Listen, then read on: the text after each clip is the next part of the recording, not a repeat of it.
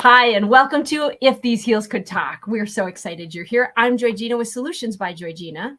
And I'm Michelle with Bad Cat Digital. And welcome to Donella Westphal with Jules Bistro. Thank you. Yay! I'm so glad Donella's here. This has been a long time coming. We've been scheduling and rescheduling for a while for all of our sakes. But we're all incredibly busy. And so it's really an honor that you took some time this morning, Donella. Thank you so much. Thanks for having me. So Donella is now of Jules Bistro, but she didn't send a bio over, so I get to make one up. So I actually met Donella about 6 years ago, right after she had purchased the bistro. And before that, I know that she ran a successful digital marketing consulting business for a decade or more, 12 years. And she has a background in graphic design as well as English language, and not in running a restaurant. So it's been a really interesting ride through the pandemic and after. So we're super excited to talk to Donella. Donella also has a loving, wonderful, supportive partner in her husband, Brian, and two amazing kids who are like 10 years apart from each other and phenomenal buddies.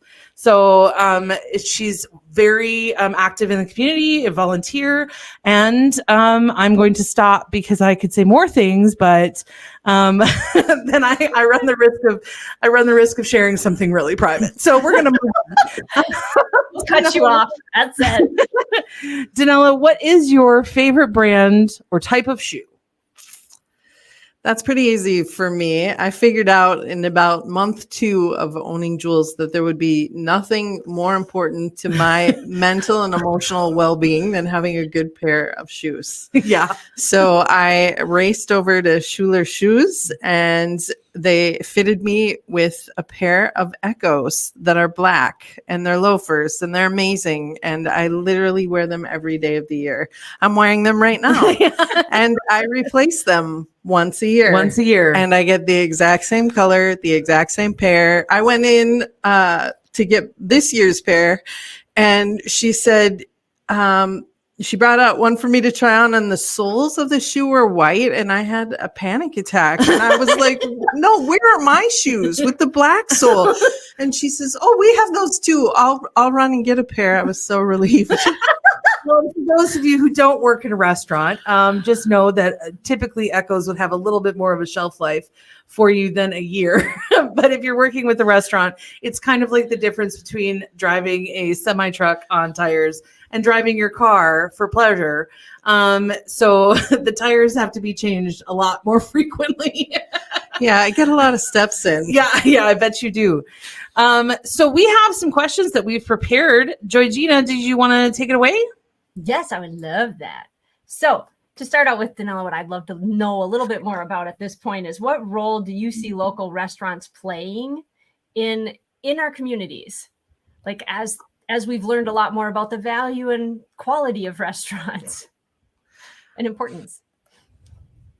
You know, everyone assumes that I bought Jules because I love to cook, which couldn't be further from the truth. I actually hate cooking. I don't do any of the cooking at home. My husband does the cooking, but I love to eat out. I love to share meals with my family. And one of the big reasons I was so attracted to Jules and why I felt like it was the next thing I was supposed to do is because to me, as a regular there for 10 years, it represented community for me. It was a hub. It was a place where I could see people and be seen by people, meet new people, be exposed to art and new ideas. And I really think that is what we do when we turn food into an experience instead of making food a thing to be done. And so for me, and I think you see this especially in locally owned restaurants where there's much more creativity, it really is about the whole dining experience and not just getting in, fueling your body and getting out. Thank you. That explains so often why when I go to Jules, that's pretty much the experience that I have. And that's what most people would describe about their experience there. And that's interesting. You really went into it with a deep philosophy, a much deeper philosophy than just providing food. to feed people. So how does Jules play that role then in the community? Like what kind of program, like what do you do besides serving food that? So I think in my case, it happens a little bit naturally just because I'm not wildly passionate about any aspect of the bistro. I'm wildly passionate about the whole thing. So like I have kitchen managers who are wildly passionate about making great food. I have a bakery manager who's wildly passionate about baking. And I get to be the conductor at the front, creating opportunities to bring all of this creativity and talent together. And not just from my team, but you see it in the art that we hang on the walls. You see it in the live music that we have regularly at Jules. We create dinner experiences regularly at Jules. We do community campaigns. One of my favorite things that we do is the Lift Up the Ladies campaign every March, which is National Women's History Month. And it's a way that we combine food, community, conversation, doing good, incredible drinks. Like we just bring it all together in that one little space. We make the invitation, but then everyone shows up, and that's the really incredible part. Kind of like an alchemy, like more than the sum of its parts. Yeah, absolutely. And that's why I struggle sometimes when people say, the bistro is so amazing, or you're so amazing, because honestly, we make the invitation, which feels like the smallest part in that whole scenario. We just invite people to show up, and then they do. And when they do, that's when the really amazing things happen. Yeah, very cool. So what is one of the biggest trends you see? You do a lot of work in leadership in the community, and I know you volunteer a lot. You're on some boards. And as a woman in business, working with other women and men in business leadership, what are some of the trends you're seeing, especially post-COVID? I think one of the things that is most obvious to me is the exodus of women from professional settings. I feel it. I feel it in the conversations that occur, and I miss the women. So many women have had to make different choices or chosen to make different choices as a result of the pandemic. And I think it's significantly impacted the workforce and leadership circles. Yeah, we see that too. I think, JoyGenea, we were talking a little bit about that and how it changed some of the kind of the tone and the tenor of some of our meetings that we were in. Have you noticed it shift? Totally. Yes. I have never been the kind of woman who cowers or tiptoes. Right. I don't tiptoe either. I mean, my parents raised me to believe that I could do anything that I wanted to. And I really do believe that. I'm stubborn and fierce and determined, and I think in some, it's hard to talk about these things, but in some of the conversations I've had lately with other leaders, I'm feeling that whole little woman vibe. Like, can the little woman handle this? Will she be able to do this? Yeah. And I've never experienced that before in my life, or I've never noticed it. I think maybe I'm noticing it in a way that I've not in the past, and it's super frustrating. And I feel a lot of rage about it, honestly. I feel bad for my husband. What would happen? I'm throwing this out there, girls. Women, I'm throwing it out there. What would happen if we actually called it out in the moment? Like, what would happen if we said, you know what? I heard what you said, and for some reason it came across, and it might just be the space that I'm in, but that came across this feeling like, can this woman handle it? Like, will you be able to handle that? Is that about my gender? Is that just about me? Or is that kind of a space you're in? Like, what if I'm trying to get better about like being able to be in that really uncomfortable space and watching other people like look at me like, did you watching other people be uncomfortable? And I'm like, and by the way, we're going to be uncomfortable while we have this conversation, but let's do this. Otherwise I'm going to walk away from this and I'm going to put this on you. Like, I am going to feel like this is how this went down. And I don't think that's what we're trying to do here. Like, but that's how I experienced it. I love the idea of calling it out. I think the trick to calling it out is maybe processing and working through your emotions about it first. Yes. I mean, I'm recognizing it and I'm aware of my feelings about it in some of my recent conversations. And I think I need to work through the rage that I mentioned first, so that when I do call it out, if we all, call it out, we can call it out in a really objective way that isn't emotionally loaded and vindictive or resentful. Like really just awareness, neutral awareness, and saying, I feel like what I'm hearing you say is that I can't handle this. And it feels very much like you're suggesting that because I'm a woman. I think we also have to be prepared for the emotion that we would get in return a lot as well. Yeah. Emotion that isn't called emotion because it's anger coming from a man. So that's not emotion.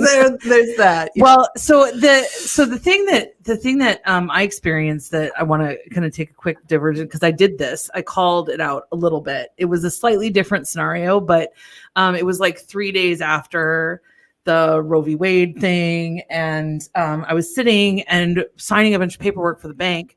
And I'm sitting with two older white guys who are, giving me all of this paperwork, and they're explaining to me why there's so much paperwork, which I didn't ask and didn't question. And, and they just said, well, you have to sign everything twice because it's the two companies. So you have to, you own both companies. You have to sign everything twice. And I hadn't asked. And so they're kind of mansplaining my loan to me in a bit, not my loan, but like my process. And so I said, well, as long as I still can sign, and I still have ownership of it, because, until they take that away from me too. And I was kind of trying to make a joke to deflect the situation. They didn't think it was funny. They got very uncomfortable, very like, oh, well, okay, then here's this next one. Didn't even address it at all. Super uncomfortable, and just try to kind of smooth over and placate the hysterical woman who made a joke in front of them. Isn't it funny how this loaded language, and we use it with each other too. We use it to describe each other. Well, anyway. Aren't we sometimes the most unkind to our own gender? I guess speaking for myself, I know at times I can be the most judgmental of other women, and I do becoming more aware of that, and I am trying to identify it and squash it as fast as possible within my own psyche, because it's like, wow, I'm hoping that person's not sending the same daggers my way. Like, what the heck? Clean it up. Like, that's not kind. And sometimes it's not, like, back to this leadership thing we're talking about. Sometimes people aren't always going to feel like you're the good guy. Like, in that leadership role, sorry, like, they are going to judge us, they are going to label us, and they are going to tack on a new term which starts with a B and has itch in there, and it becomes complicated. I think that's one of the biggest pieces of awareness that I have developed in owning Jules. Before I bought Jules, I had my own ad agency. I sat at my kitchen counter for 13 years by myself, just interacting with my clients. And one of the things that I have learned in the time that I've owned Jules and managed a team that is now about 26 people large is that we all get the honor and the privilege and the pain of being the demon in someone's story. Like, we all, as humans, we have contracts with each other, and we're obligated to play that role for other people in the same way that others have played that for us. And that awareness has changed the way that I interact, I feel like, because I recognize the gifts and the lessons that I have learned in interactions where someone has been the demon in my story.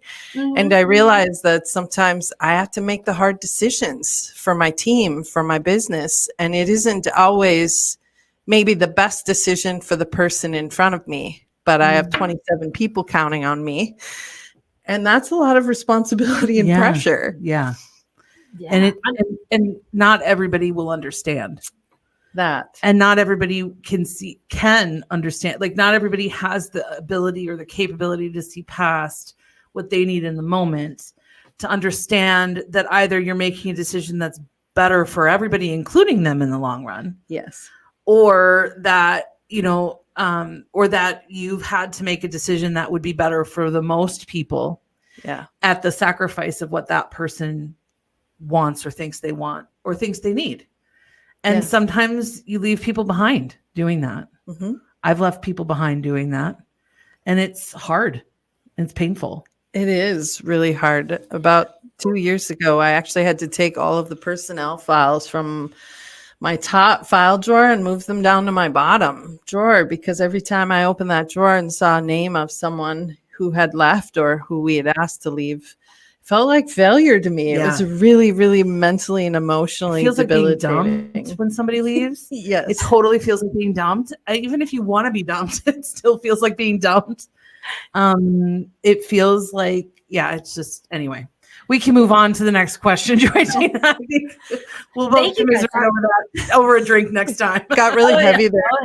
If these heels could talk after hours event, yes, we'll keep you posted. The next thing I'd love to know about, just because I love Jules and I'm so appreciative of everything that you bring to the community and so forth. What's the future for Jules? What kind of things are you scheming and dreaming and hoping for Jules? I love that you were scheming, JoyGenea. That's exactly the right word. I don't ever stop scheming. I'll never forget. One day I walked in the door at home and I looked at Brian, who is my best friend and my business partner.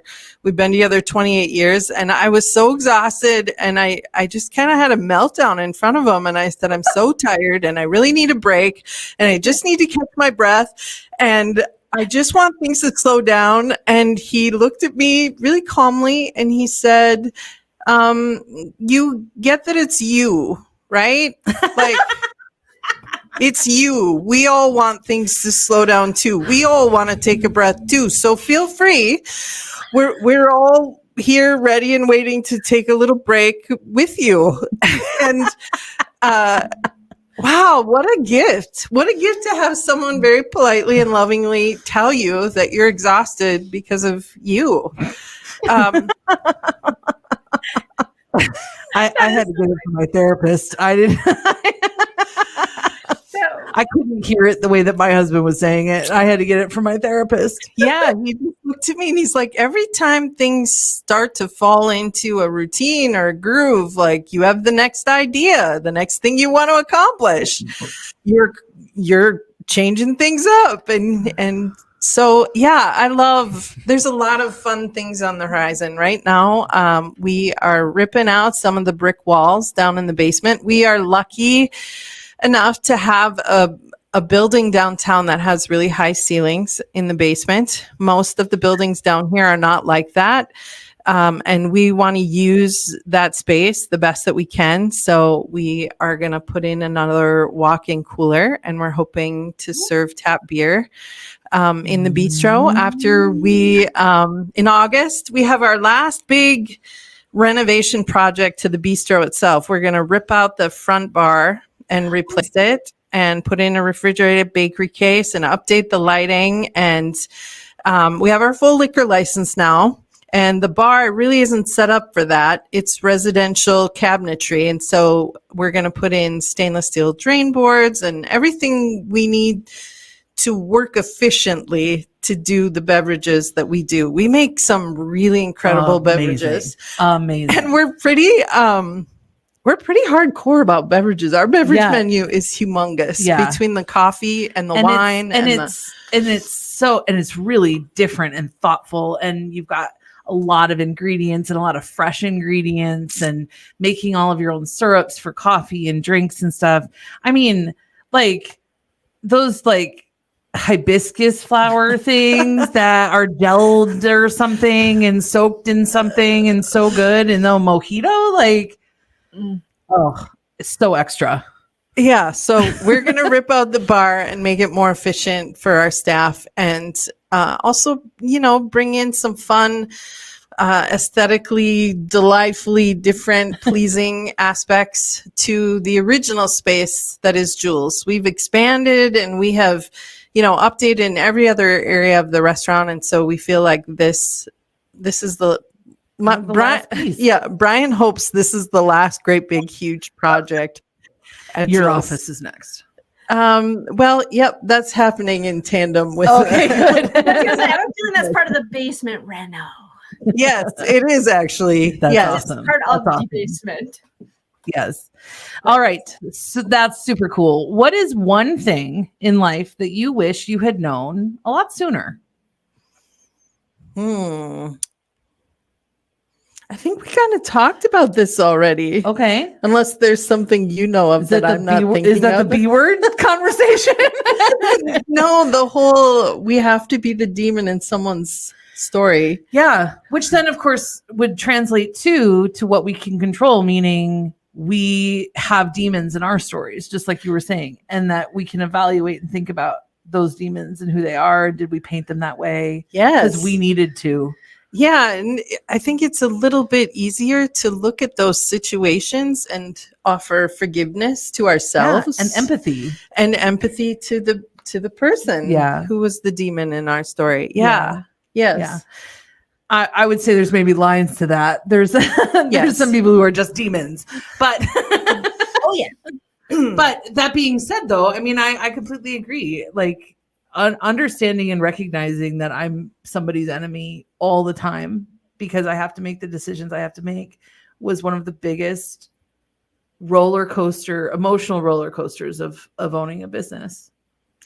Yeah, it's heartbreaking, actually. And the thing is that I think, going kind of back to the question about women in business leadership, I sometimes wonder if we were acculturated and socialized to care in a way that other people weren't. That we were socialized in a culture, like actively created a culture to care about other people in a way that maybe boys and men up to now have not been taught.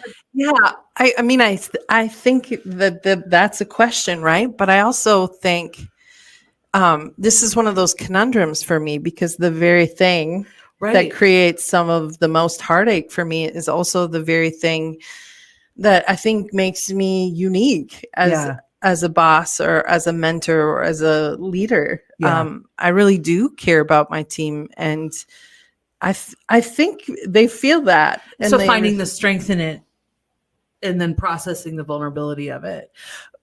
Yeah, and not feeling all the time like we have to put something in the bad or the good pile, but it can be both. At the same time. It can be rich and complex and complicated and both good and bad.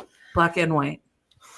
Yes, all at the same like time. More shades of gray, though. I don't, as I'm aging, I'm finding out the lines are not as rich and deep as I had hoped, thereby making me feel like I had more control. The reality is, what I'm finding is that there isn't. That illusion of control was merely my illusion.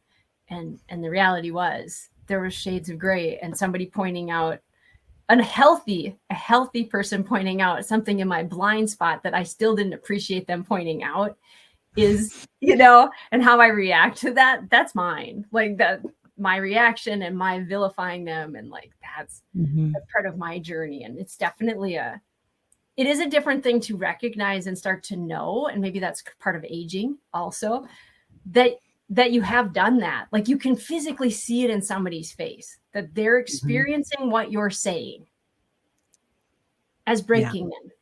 Like, you can, and as part of them is breaking as you're talking. I think I go back to nature, nurture, what you were talking about, Michelle. Are we trained? I think to a point. I also think we kind of are naturally, as women come into this world, wired in a particular way in some manners to have and raise children and to be nurturing and of that nature. And so I do think it gets hijacked in those moments when we see this person going into pain. We're like, no, I'll fix it. And then I think even just as humans, we have an aversion to other people's pain. I hope Yeah. so. causing harm and causing pain to other people. Yeah. And sometimes what I've noticed in the last 5 years is because seeing someone else's pain or knowing that you're the vehicle for it. I see this in my managers too. There's a strong sense of denial and a need to like have it be explosive, Right. like to blow it up, Yeah. because it's easier to deal with the drama and the chaos of blowing something up than it is to really just sit across from someone and authentically say, this isn't working and it really sucks and you're a really great person and I wish it could work, but it's not. It's just not working. Because then you have to acknowledge the feelings, like, and Right. you have to deal with them. Right. And it's kinder to do it that way. Like, because that I can that or like in that conversation to the conversation that you have to have when you're firing somebody or terminating somebody's employment, not terminating somebody, but terminating their employment, is because it's kinder to not have any feelings on my side. It's kinder to center not my experience in that and how painful it is for me to say goodbye, but to just plain and simple point out the fact, rip off the Band-Aid and be done. Mm-hmm. That is the kindest way to do that, but it is the hardest. Yeah. And people who are newer in leadership don't understand that. And they want to, but, like drag it out or talk about how hard it is for them, or when really all that person across the table from you wants to do is get up and leave, so they can cry in private or rage in private or do whatever they're going to do quietly and privately. Mm-hmm. Yeah. Yeah. I may be jumping off, but also I think it's in the same vein. I think one of the greatest gifts that I have received as a leader is it comes from the people who stay and who give grace. Mm-hmm. I can't tell you how meaningful and rewarding it was for me to sit in front of one of my employees just very recently. They were in a management position with me for a while, and then they got burnt out during the pandemic and stepped down. We hired some new people in, and these new people came from other kitchens and just did things the way they thought that they should be done. And gave me a gift as well, because I got to see how it works in other places. And so I don't know if I'm making any sense, but I circled back around with this employee that's been with me since the beginning and said, I really didn't know what I didn't know. And I really didn't know that I was setting you up for failure. Right. Like I wasn't creating the circumstances for you to be successful. And I am both humbled and amazed that not only did you persist, but you stayed, and you're giving me a chance to now do it the right way, instead of the way I did it when I didn't know.